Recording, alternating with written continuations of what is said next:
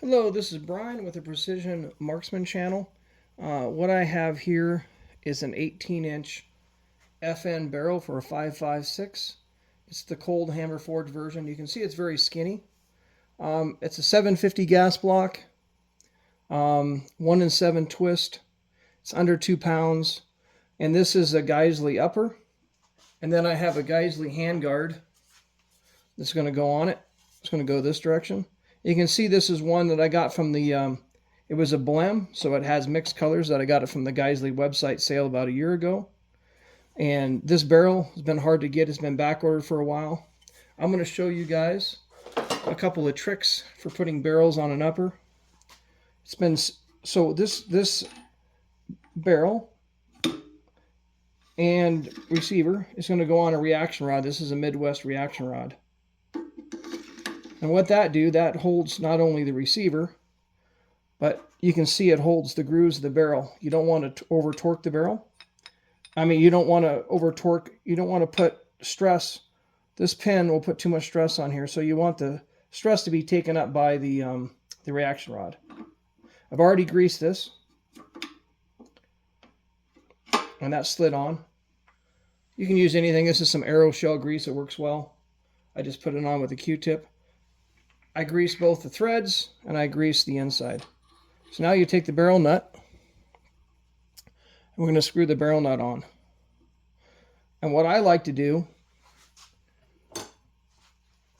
is tighten this 2 or 3 times. And what you're trying to do is set. You're just trying to set the threads in the contact point. And I'm not using a torque wrench yet. There's one. I'll loosen it. I'll do it again. I already did it once, so I'm just going to do it 2 times here. All you're trying to do is just make that contact point so it's consistent. I'm pretty good at doing it by hand, but the specs on the Geissele say 40 foot-pounds. And I typically like to do a little bit more, but 40 is not a bad way to go. So now I'm going to put on the torque wrench. See, the torque wrench is on. And this is a barrel wrench that comes from Geissele. I have this set at 40. You can see that's 40. I'll probably go a few extra pounds. I'm going to probably do 45. You can do up to 50. Some you can go up to 80. But I'd say between 40 and 50 is kind of what I like. So here's 45. Here we go. And when you take these off, always use the breaker bar. So here's the difference. Breaker bar has no torque settings on it. It's one piece. This torque wrench goes up very high. I use this also for taking off barrels of bolt actions. But I'm pretty good at doing it by hand. You can kind of get a feel for it. But with a long breaker bar, you can over torque them. But generally, I would say at least 40.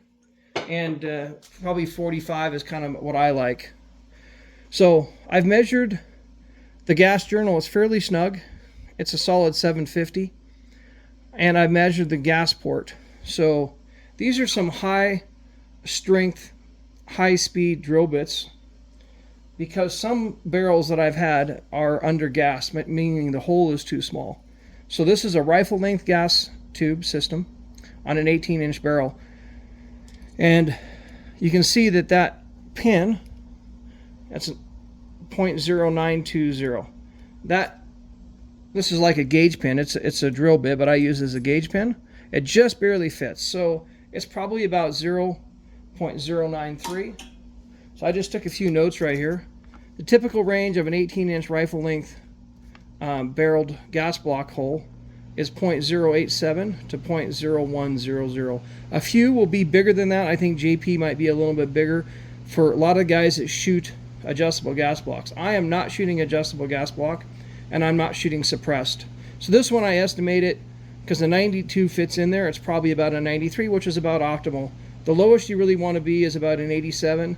And at that one, you're going to have to put a heavier buffer in, or you're going to have an adjustable gas block. So what I'm going to do now is, the barrel's tight. I'm going to take this product, put it in a different vise over here, and show you how I will dimple and get the gas block set up for installation.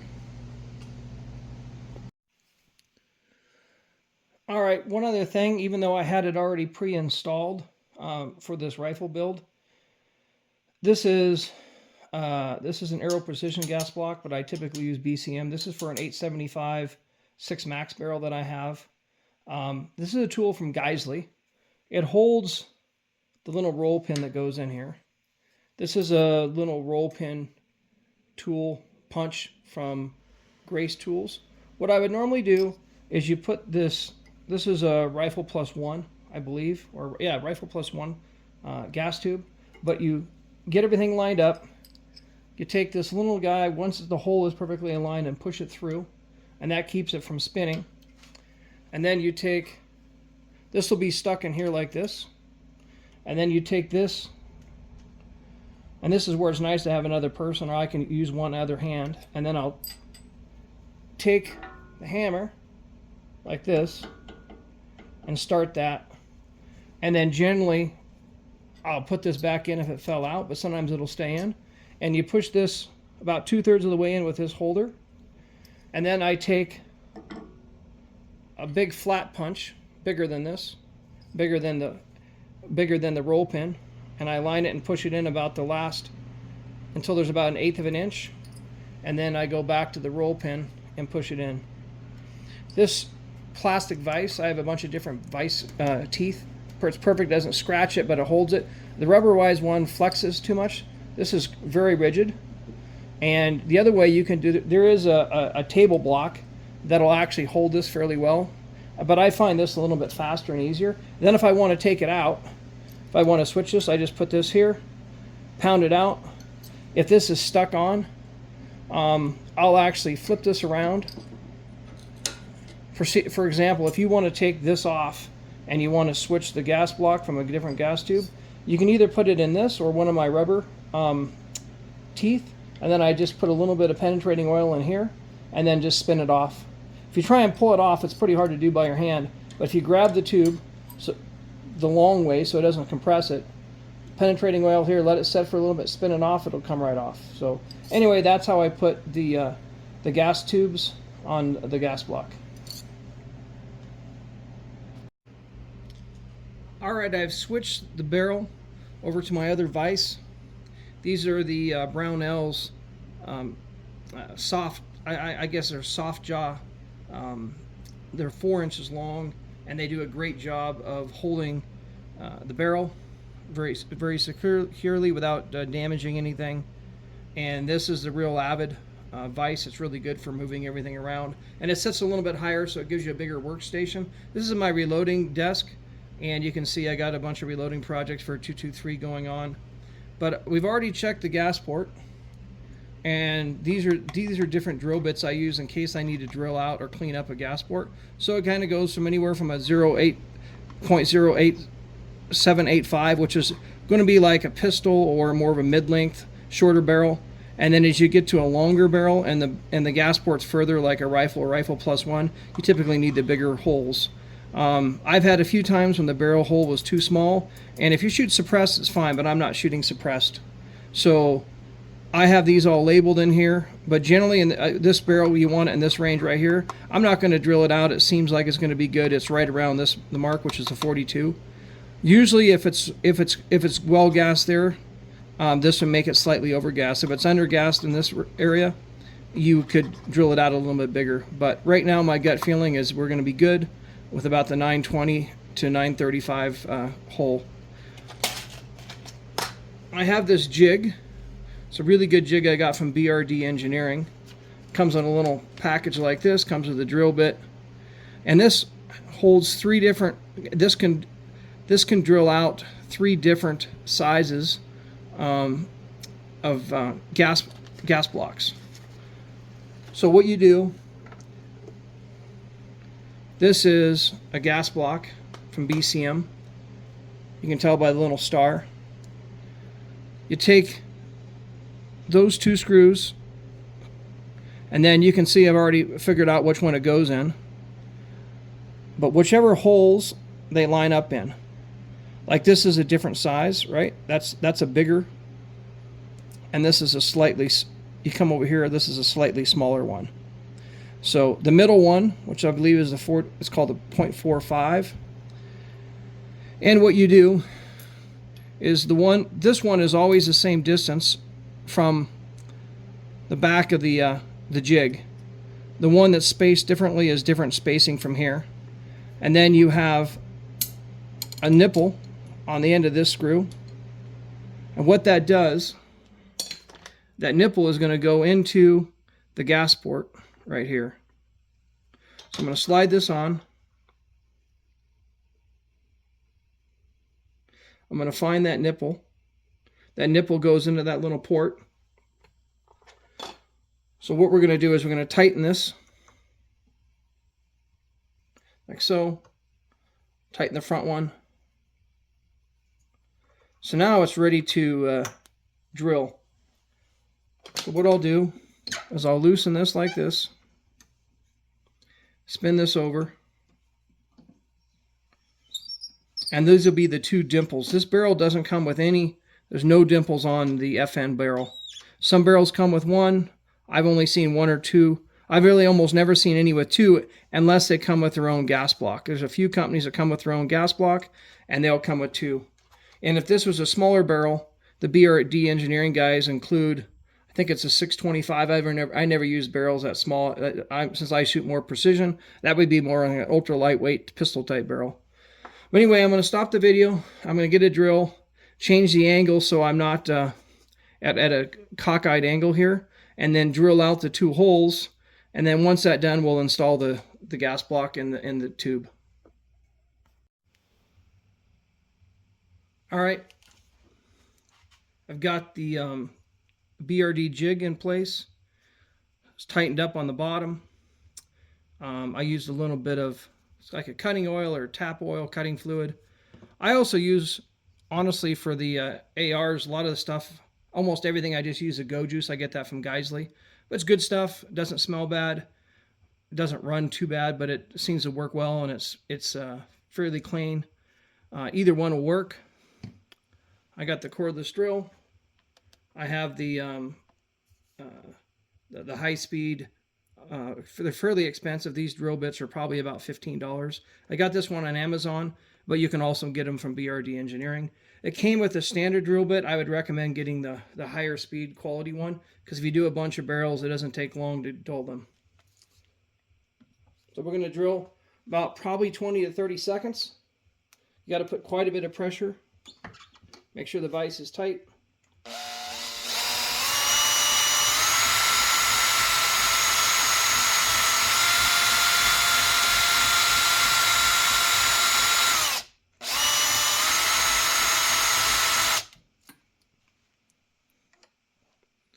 We'll try that. That's probably about right. This is about the amount of metal shavings I expect. We'll do the second one.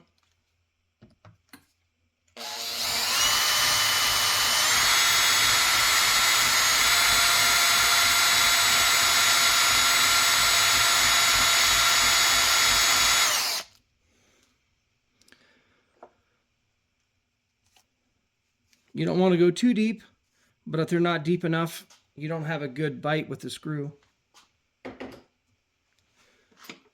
So this is fairly simple. We'll go underneath, loosen it.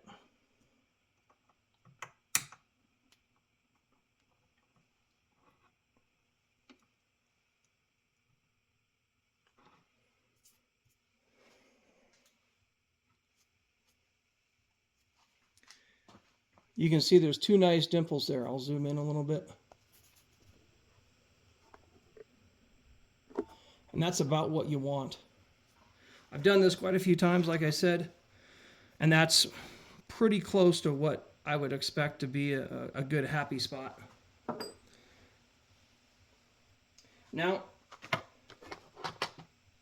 what you do is you take this, you can just check to see that, right, that's the right spacing, which it is. I did pick the right setting. This is going to go like this.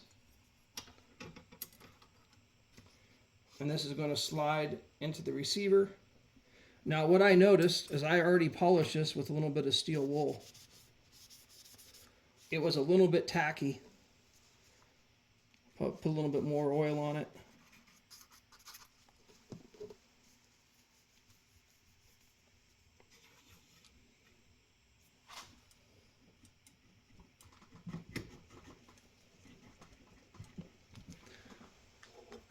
And a lot of times I'll take a little plastic rubber mallet and have to tap it on. You can do this with a piece of wood too.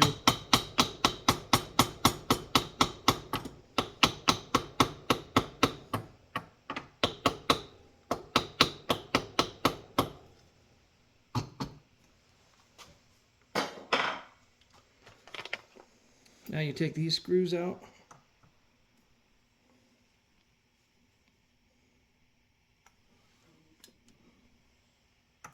Do not want to lose these. If you're going to do a lot of these, I recommend getting a few extra ones of these. And now I take a bright light, shine it down there. It's pretty darn close. This is pretty darn tight too.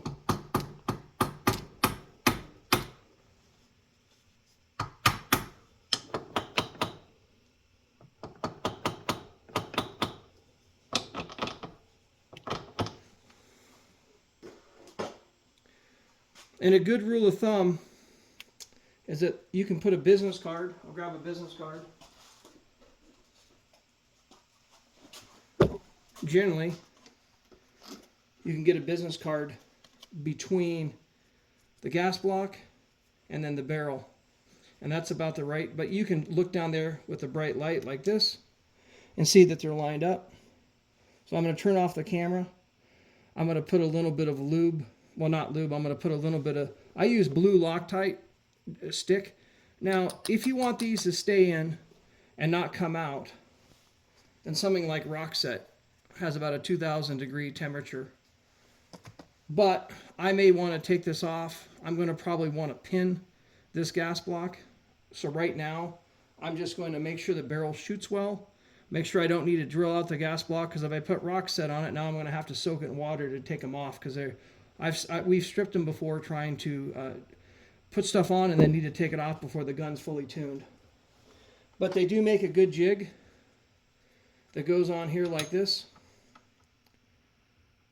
And you actually, this is how you pin it. So if you want to pin it, which is basically the most sure way to make sure that your gas block never vibrates loose underneath heavy fire or long-term shooting and you just don't pay attention to it, that's the way to go. Again, I'm just going to use the waxed blue Loctite. It works well. It'll hold for what I'm going to be doing. If I need to, this is going to be more of a target barrel. It's not going to be a barrel that I'm going to do mag dumping in. But I have seen stuff with ARs. Things vibrate loose very easily. So this will work for now. It's not super good with high heat. So this can, obviously is going to get more than a couple hundred degrees. You can put red Loctite in there, which holds about 400 or 500, but it'll still get hotter than that if you mag dump it. So pretty much you have to Rockset it and or use the pin it. And when you pin it, even if these come off, you can't, the gas block's not going to come off. So I'm going to stop the video. I'm going to put the blue Loctite on the threads, make sure they're clean, put them in here, get everything aligned, and then show you the final product. One other thing I want to show you guys with the gas block, this is the different gas block, but it's very similar. It's an Aero Precision, and the same company that makes the jig that I use to do the dimples, they also make a pinning jig, so you can pin your gas block. So if you're going to do any heavy duty work, you want it really secure, basically what you do is you take these screws out, you take the screws in it that come with it, and it anchors it down. Then you actually take the drill bit that comes with it and then drill while it's on the barrel. So the barrel will be in here, and you'll drill right through the gas block, right through the barrel. And it comes with a bunch of pins. I ordered some extra pins, so at some point I'm going to drill pin and drill most of my gas blocks. But right now, while I'm still shooting them and I'm tuning them, I don't find that they were coming loose. But if you're going to shoot a lot or go into a situation where you're not going to be able to work on your gun in the field, you should definitely pin your gas block. Right now, all I use is a blue Loctite. Again, I don't shoot suppressed and I don't shoot rapid fire that much, so this seems to hold pretty well.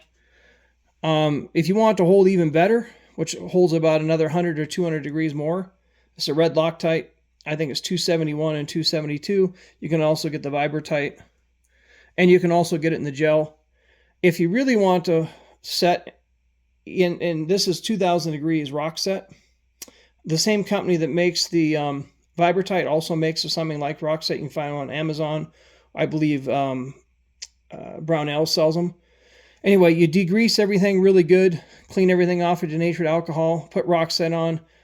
Anytime you do something like rock set or the red Loctite, leave it for 24 hours. But that's 2000 degrees.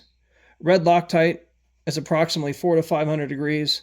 And the blue Loctite, I'm guessing it's only good for a few hundred degrees. But in general, I haven't had them come loose with the blue Loctite gel. Oh, it's not really a gel, it's a stick, but you can get the Vibratite gel. So anyway, that's another trick when you're putting your gas block on. Once the gas block is tuned, and you don't need to check it, everything is good, the barrel's not tearing, you don't need to clean out the gas port hole with a Dremel, then that's when I would pin it. I'm not going to pin it when I build a brand new gun in case there's something wrong with it. It's going to be harder to take that pin out. So I'll do that after I've shot it maybe a few hundred rounds, and I know that barrel is going to stay on that gun. It's going to stay on that upper receiver. Everything's going to be that way. But anyway, that engineering company, BRD, is excellent. They have a little website. I think the guy's name that owns is Jake. Really happy with their stuff. Again, this is the jig for drilling, and then I have their other jig. And generally, most people stay with the 750 gas blocks. If you want to go to 875, which is more the competition guys, they a lot of times go with clamp-on ones, or he does make an 875 jig also. But anyway, this is an 875 gas block just to show, because I already have the other one installed. I already did it before I talked to you guys. But anyway, there you go. All right, I've got one of the two screws in. I can see everything's lined up. I like to always just put one at a time, leave the other one blank. That way I can make sure I see the hole. I got a bright light shining down on it. Now I'm going to take a little bit of the blue Loctite, put it on the threads. This is much easier to work with. You can also use Vibratite, also the blue one. It's always nice when you don't drop these.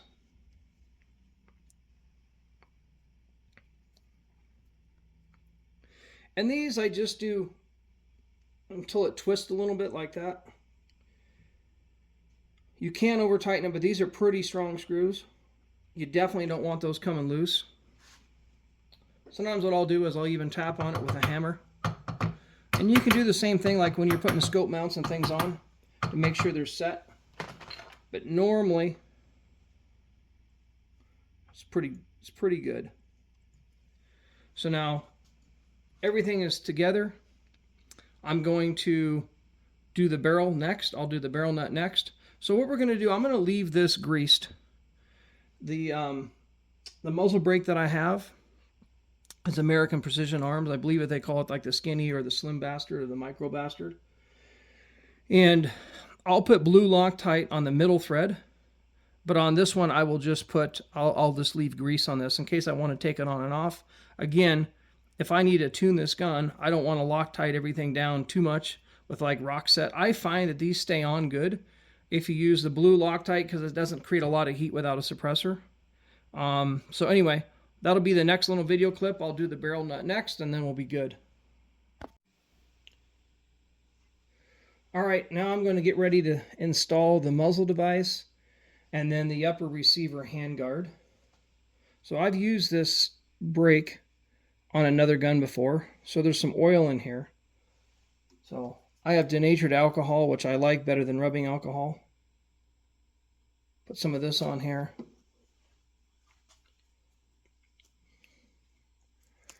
Stick this in the threads.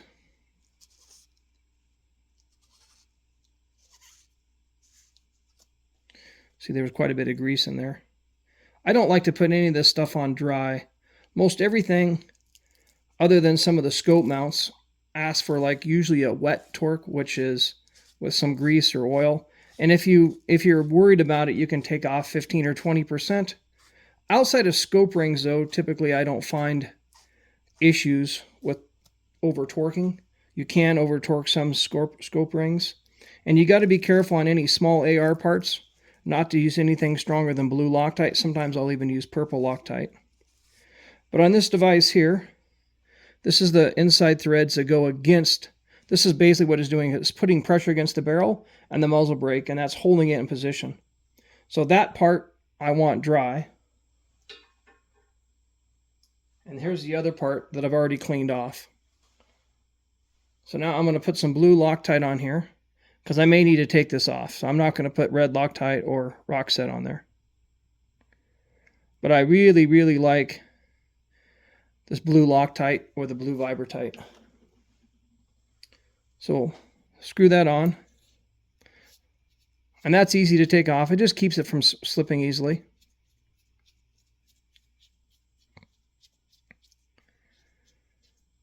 You want that all the way on. Now I'm going to put a little more grease on the threads. I like to go all the way around it. I don't like anything getting seized. And this way, if I like this brake and I don't want to take it off, I know it's put on correctly. And again, I don't normally have these loose in it doing it this way.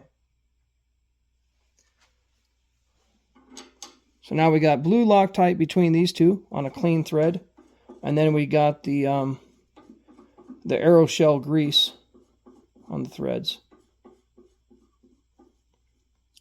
So on these muzzle brakes, they're not, they have to be up. These right here are to help you tune the muzzle brake.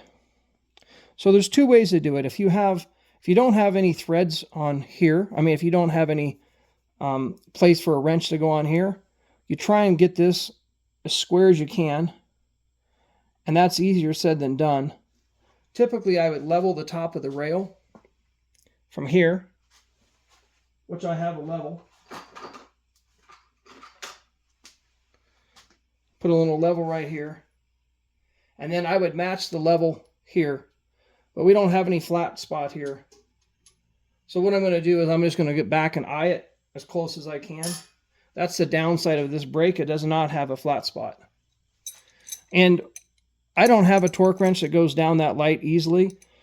You want about 20 to 25 foot-pounds, kind of a maximum of 30 foot-pounds. And that's about right with an 8-inch crescent. You put a fair amount of pressure on it. And I have this upper and the reaction rod. Anytime you're putting any torque on the upper receiver, whether it's tightening the barrel nut or tightening the suppressor mount, or in this case it's just a muzzle brake. I believe YouTube doesn't want you to put suppressors on, but muzzle brakes are okay.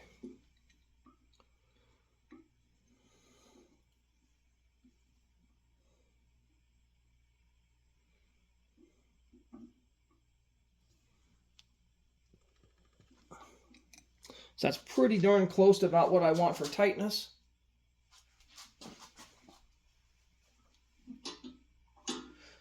Again, I may have to take this off, but I found that 20 to 25 foot-pounds is about right. You don't want to over-tighten these, because if you tighten them too much, especially on the smaller threads, this is a 1/2 by 28 because it's a 223 or 556, you can actually basically elongate the barrel and compress it, so you actually have a smaller diameter.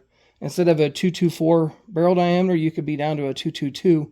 And what it does is, as the bullet comes out, it can distort the accuracy. If you tighten this down to 50 foot-pounds or 60 foot-pounds, you'd have a real problem. So generally, ideally, is between about 20 and about 30. And if you don't have a torque wrench, I actually am going to get a digital torque wrench that goes from about 10 to 50 foot-pounds. An 8-inch wrench, kind of 6-inch would work. And then I put electrical tape here so it doesn't mar. But now this is a really hard nitride coating, and so they typically don't mar. What I did also, I went ahead and tightened this a little bit more. I decided to go to the foot-pounds, 50 foot-pounds. I found that is about the best. 40 works. I've had 35 to 40 once loosen up on a gun that we shot quite a bit. I've never had one at 45 to 50 loosen. So we put it back to 50. Everything looks good here. So this is a Geissele. Now, interesting, these things are kind of spring-loaded, so they're hard to put Loctite on those. But what I did is I put Loctite on the inside in here. So you can take like a Q-tip, get a little blue Loctite on it, and spin that inside the thread. Like so. That slides on here. That goes over. Nice thing about this is one of the Geissele systems, if you buy the match set, that has a locking little nipple in here. Now these, you can see they're under pressure. Push those in.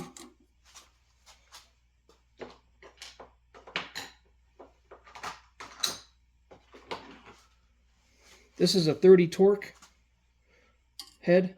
I'm going to get these quite tight.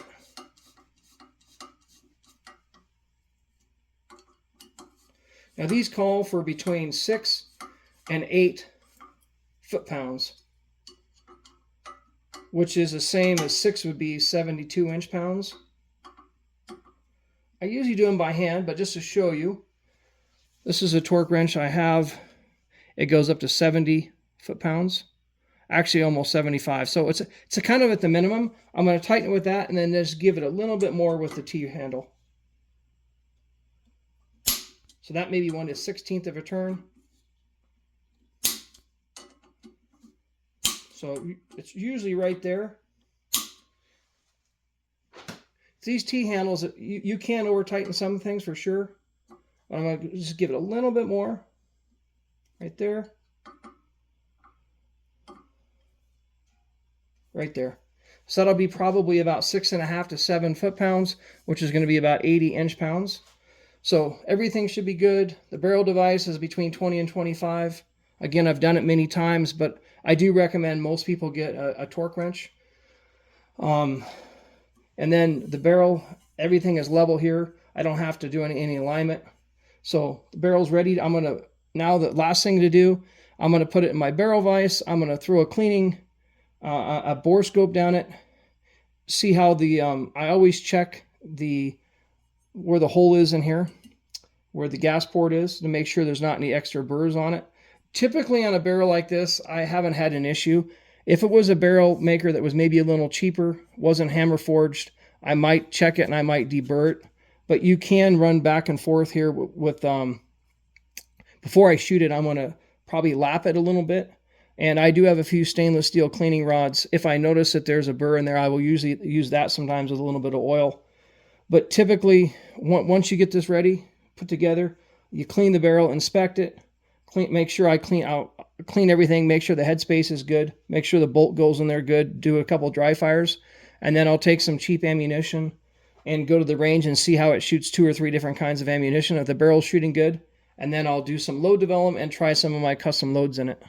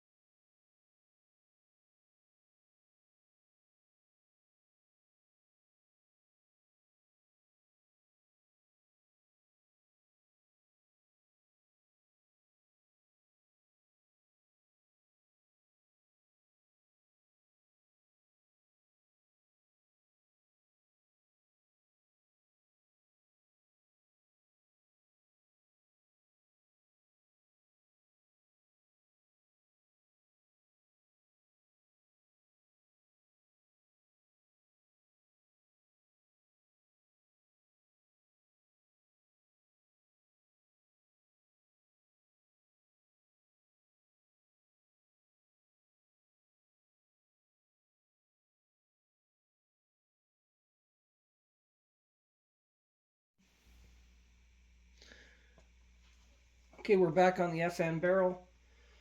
It needs to be cleaned before it's shot. I did a bore scope with it. I'll show you in the video what the bore scope looks like on a brand new barrel. It's been obviously test shot a few times, so there's a little bit of copper, a little bit of carbon in there. I'm not super happy with in here where the gas port is. Seems to be a few burrs inside. I'm going to see if I can buff that out a little bit, but if I can't, I'm going to take it apart and we're going to grind on it with a deburring tool. I'll run a wet patch down it. You can see that's just the wet patch. Flip it around. This is just Vortex Eliminator. Now we're going to switch over to a brush.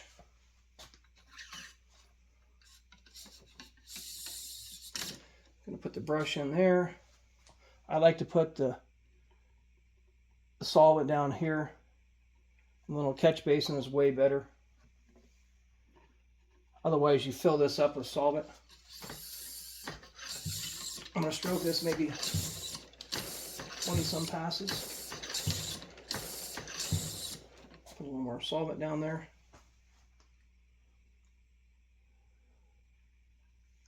This is actually a stainless steel brush. Normally I just use a bronze brush. The stainless steel is really good if you get a barrel like this that has those burrs in it. I don't want to use stainless steel or bronze with abrasives, but I will use it like this. And this is a chrome lined barrel, so I'll bore scope it, but I've never seen it hurt them at all. So there we go.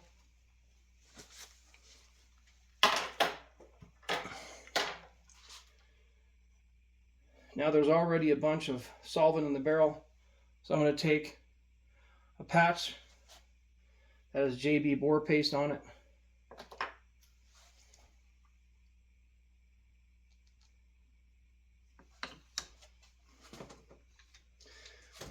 And I'm going to short stroke it throughout the barrel, especially at the beginning. There was a little bit of carbon and stuff at the beginning because it had been shot. As I go down the barrel, I can usually feel, there it is, I can feel it. When I can feel the gas port, that's where I know I need to short stroke it in there.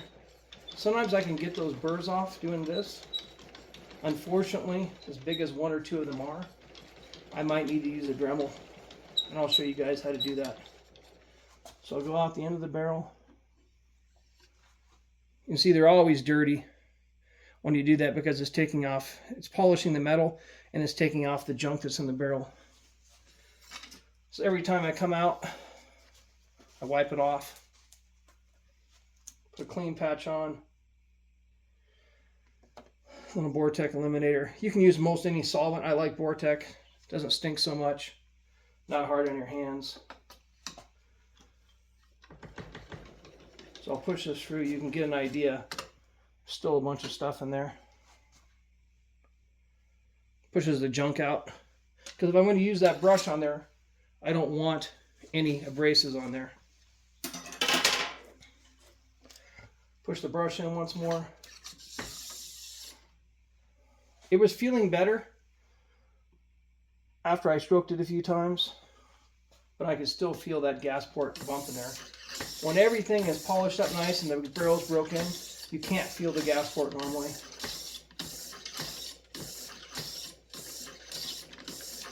And you can, generally the bronze brush or a nylon brush in between the paste is good. I call it an abrasive, some people call it a paste, same idea.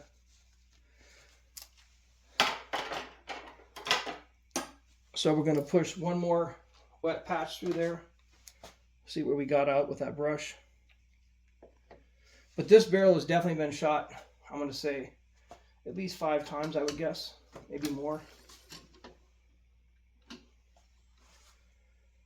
You can see the patches are never really clean after you've used a brush on it. It's always taking something out. Push that through. I'll do one more abrasive patch. Same thing, go in, I usually go in at least 5 or 6 inches and kind of set the patch. And then I pull it back to where I can just feel it entering the chamber. The throat chamber right there. And I start short stroking it. When a barrel is new, it'll want to start to get a carbon ring right there, especially like on a bigger gun like a 7 PRC. I've seen them on the 223s, but not as much, more likely a 6 arc. But if you short stroke right in there, and then you come down, now I'm looking for the gas port. I can still feel that gas port. I don't know if you can see, it kind of jerks a little bit. It's better, but I don't think this is going to get that burr off where the gas port is.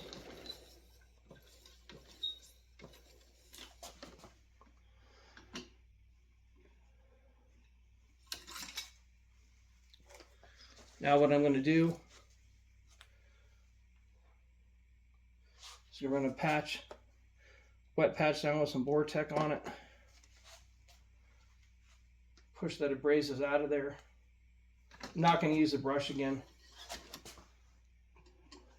I always flip it around. Try and use the patch as much as I can. Stick that down in there. Now, I'm going to go grab a tool and clean the chamber and then dry it out, and then I'm going to bore scope it and show you guys what the bore scope looks like after the cleaning process.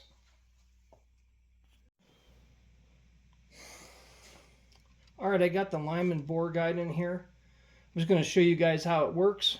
You turn this on and then it's blinking. That means I need to pair it with my phone. But if I pair it with the phone, I can't do the double video. This is the brightness, and this is if I want to take a photo. I typically, after it's been cleaned, there's 3 brightnesses. There's really bright, medium, and low bright. I usually do it on medium or low. Chrome line barrel, freshly cleaned, is going to be really shiny. And then I can kind of tell where the, you want to put this part up, and then when you tighten it down, I don't tighten it quite all the way down, but I generally want it most of the way, and that's kind of the best as far as being in focus. But that's your focus. This is the same as a Teflon bore scope. Looks like the same company built this shaft. And this is a little mirror. And that mirror goes in there. And then you'll be able to see. I'm going to show what it looks like after I've cleaned it. You'll see what the burrs are. The other thing I did is I always take the compressed air and I go up in here to the gas tube and I blow out any of the cleaning solvent that I had, and definitely the paste that gets in there. So now it'll be very clean. I ran a few more dry patches down it. So we'll see what it looks like. That was 2 patches with 2 series with a stainless steel brush, and 2 series with the abrasives, and then cleaning in between with a wet patch. So we'll see what happens here.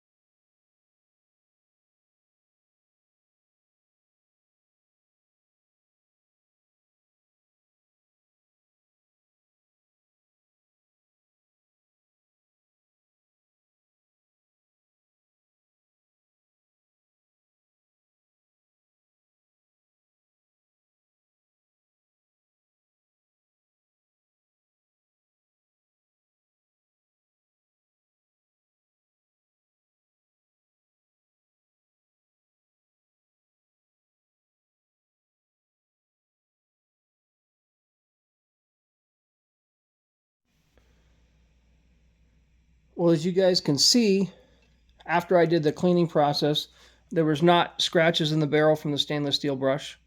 Super clean. There was a couple little spots right back at the front of the throat when it goes into the chamber. But you could see when I ran the barrel guide down there, the bore scope, somewhere about right in there is where the hole is. and it was really good. So what it was powder residue and maybe some mild copper fouling from doing the test shots. But between the stainless steel brush and then the JB bore paste, I also like ISO paste. It works really well. And then TCS paste. Those are the kind of the three that I use. Thorough Clean's okay too. Some people have heard of Thorough Clean. Maybe you've seen some guys cleaning. But anyway, these bore scopes are really, really nice. I'm going to try and add some voiceover on it. But if I don't get voiceover, you'll have an idea. But anyway, I'll take this out. Now, I usually typically leave the bore guide in there when I do that. If you need a little more room, you can take it out. That gives you another inch. If you had a 20-inch barrel and you want to go to the end, you maybe take that out. But you always want to make sure you dry that out. No chemicals or anything when I use a bore scope. As you can see, everything's dry. It's ready to basically install on the lower and put a scope on it. But I am going to show you a couple tricks that I do when I put accessories on the lower and show you. This is a very thin barrel, but it is flexible. And I like to make sure that any of the snap-ons that I put in the handguard for the handguard covers aren't going to ever touch the barrel. And I'll show you how I put the Picatinny rail on there for putting the Harris bipod or the Accutac, whatever bipod, Spartan, whichever one you choose. But I always put a pick rail in all these. And then I put some type of a forward grip if I'm not shooting off of a barricade, if I'm going to be shooting more like PRS type competitions, which I've only done one with an AR. You take the forward grip off and either put an Arca rail on or just have it flat. So I'll show you some of the tricks that I do so you never have any barrel contact. You want to make sure that barrel's completely free floated on the gun. One other thing I forgot to explain is, had I needed to, I guess you could call it, deburr the gas port, I would use this tool on a Dremel. They're very expensive. They're over $100 each, I think $150. And it's called an Orbo tool. And it's a company in California. And this is a 3/32 single hemisphere cutter. And then you also need this little sleeve right here that goes with the cutter. But if you do have a gas block that's torn and starting to tear your bullet, or your bullet is starting to catch on it, this will definitely can save your barrel. I've had barrels that we had to get rid of one time, two times, and then I've had a couple that were tearing and I was able to go in there and fix them. But after you've cleaned them, like I just got done, and you'll see the video again, and everything looks good, I haven't had them be a problem. It's when you see some burrs in there, especially if the gas port falls right on top of the raised land, the rifling, that's when you tend to have more problems. This, I guess the gas hole was cut properly. They deburred it. It looks very good. And a chromoly steel barrel that is chrome lined, hammer forged, just a very hard metal. And I've had more problems with a soft stainless steel catching the bullet and then pulling the stainless steel, and it creates like a teardrop. And that teardrop, as you shoot, it actually stretches down the barrel, and I've seen it destroy the accuracy. And you can kind of tell when it's happening because your groups go from maybe 1 MOA to 2 MOA, and then if you switch bullets, your impact shift changes quite a bit, is what I've found, because it tears bullets differently. So once a gun is broke in well, I find that the point of impact shift is not very much if the barrel is what I call it a happy barrel or a consistent barrel. So what I'm going to do now is, on almost all the guns, if you're going to do any offhand shooting, I like these little forward grips. They go here, and then we're going to put a Picatinny rail here. You can see the gas block is right here. There's a short one, which is a 5-slot. These are all Magpul aluminum. If you put that there, you have to kick it off to the side, and then the screw is right on top of the gas block. So the short one either needs to go in front or behind the gas block. But behind is too far back. This is a 16.5-inch rail. Forward is too far forward. So I'm going to put the 7-slot on, and it will totally gap the gas block with the 2 screws.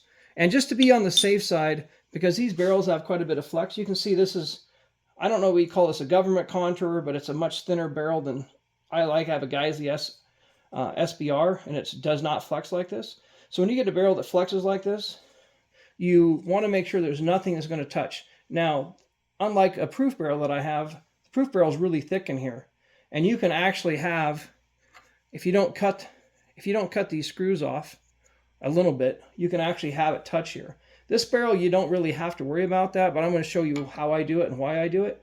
And then that way, if I want to switch this product to another gun, it's already done.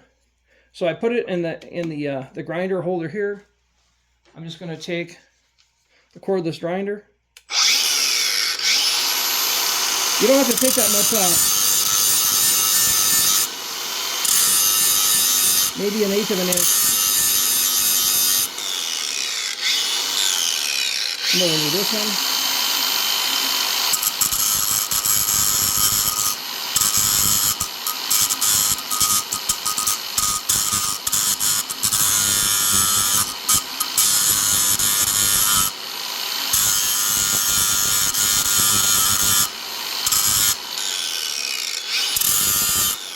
You don't want to take too much off, but again, about 1/8 of an inch, maybe a 1/16. So it depends on how thick the M-lock slots are. So I'll take this off, and I'll do the same thing with the pick rail.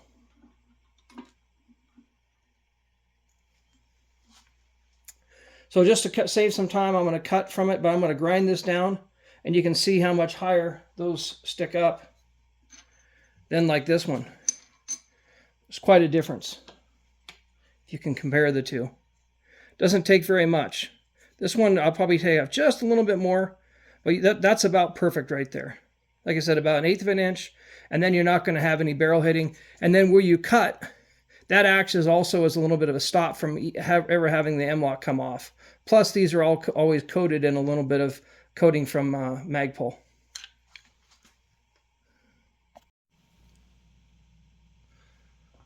All right, I finished grinding on the Magpul pick rail, and I kind of pre-fit them.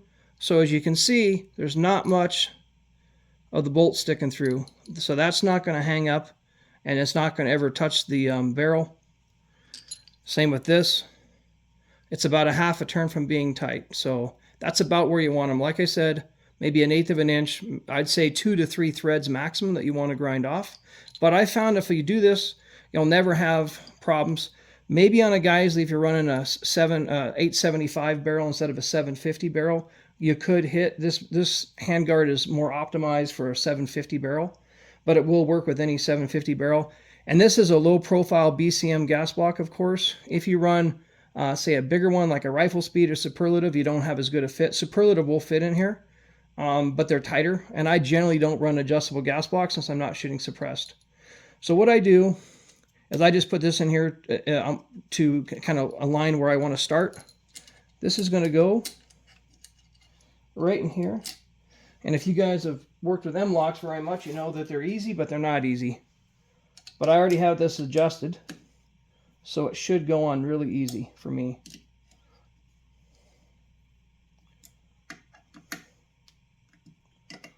Tight, not super tight, but definitely snug.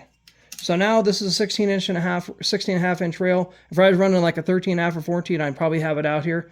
If you put this out too far on the end, it's better when you're laying prone, but if you're shooting on a bench with a table short, it'll actually want to fall off. Your bipod will be too far at the end. So this is about where I put them for a 16.5 inch or 15.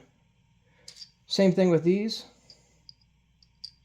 You don't have to run these. These are just nice if you want to practice shooting offhand. A lot of guys put these further out on the gun, but I prefer them in this area right here. And you can split them. You can go in the halfway part, or you can go right in the middle. So now I got room for 2 more snap-ons. As you can see, I had them pretty well set. That was about 3/4 of a turn. Just over 3/4 of a turn. And these are pretty strong and hard to strip out. I probably put, I'm going to say at least 20-25 inch-pounds. Might be more than they call for, but I've never had one break. Then I take these Magpul snap ends. There's some rubber ones that are very nice too. These just work well, and they're smooth and they don't catch dirt or grime. and then you put these in. If you want, you can overlap them like this and then break them and put half, but I don't usually have them come off, so I just leave them like this. I put those on here. I'll do 3 to show you. They're pretty tight.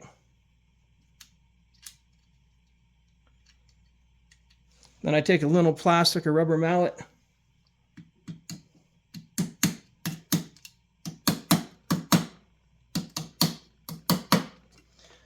Then if you want to take them off, you can use like a little punch like this, and it goes right in there and pops them off. So that's the easiest way. You can use a knife, you can use a bullet tip, but I'll put those along the side. Another trick I use, because I don't use a weapons light very much when I'm shooting precision, but it's nice to have one if you're doing some hunting at night or shooting targets at night. But this is a kinetic development. I believe, yeah, you can see it right here. This little guy right here fits on, this is a Turbo 300, Turbo 300X Surefire. It's my favorite weapons light that you can use on anything. It'll easily light up a target at about 150 to 200 yards. And you just push those devices in there, put this right here, and it pops on. And then I always keep the weapons light just behind the muzzle brake, so I don't get as much junk on the muzzle brake. Otherwise, you're going to get a lot of soot and carbon on it. And then take it off. You push the 2 devices here. Boom, it's off. Super easy. I believe I got that from Brownells. But yeah, they're a great product. Again, put it right here. It's on. Really easy. Now this gun's ready for, I'll put a couple more hand guards here, hand guard covers. And it's got the pick rail. It's got the forward grip if you want to shoot offhand, and just as easier to hold. The gun's cleaned. I'll put the charge handle in it and throw it on a lower, put a scope on it, take it out. I'll try it with 2 or 3 types of ammo, and then I will try it with some of my custom loads. But anyway, that's kind of building an upper from A to Z with a new barrel, putting on, using a jig to dimple it, tightening everything down, putting the accessories on it. As you can see here with the barrel, there's no hit. You really want to make sure when you put a barrel on that when you push it, it's not going to ever hit anything. And that can really cause accuracy issues if that barrel's vibrating. So it's free floated. I'm pretty sure this gun will shoot well. That barrel looks really nice. Thanks for watching. Hopefully this was helpful. Well, got the upper on a lower. This lower is a primary weapons system, ambi lower. Even got a match green. Got the extra hand clip-ins on. Handguard covers. Got a BCM sling, quick QD sling attachment there. Got the American Precision Armament. That's, I believe, a Gen 3. The skinny bastard or the small bastard. What I'm going to do is I got this kind of an interesting scope mount. Probably see it right there. It's called Kinetic. Same company that makes the clip-on for the weapons light. Really simple though. I'm going to put it right here. Pops in. Very repeatable. I like it for, this is just an inexpensive 10 power scope. Just to shoot some basic ammo to get the gun broken. I'll decide what scope I'm going to put on it. And then same thing with a weapons light. Put it on. Super easy. Same company. Kinetic. I think this thing's about, I don't know, $70. And I say this is about $240 or $250. Works very well. I prefer a little stronger mount for precision shooting, but for testing and just making sure the gun's functioning, and then I can choose the scope that I want for this gun. But anyway, this thing's ready to shoot. It's been cleaned. The bore's dried. Got some ammo laid out. I'm going to go see how it shoots. I'm guessing it'll do pretty well.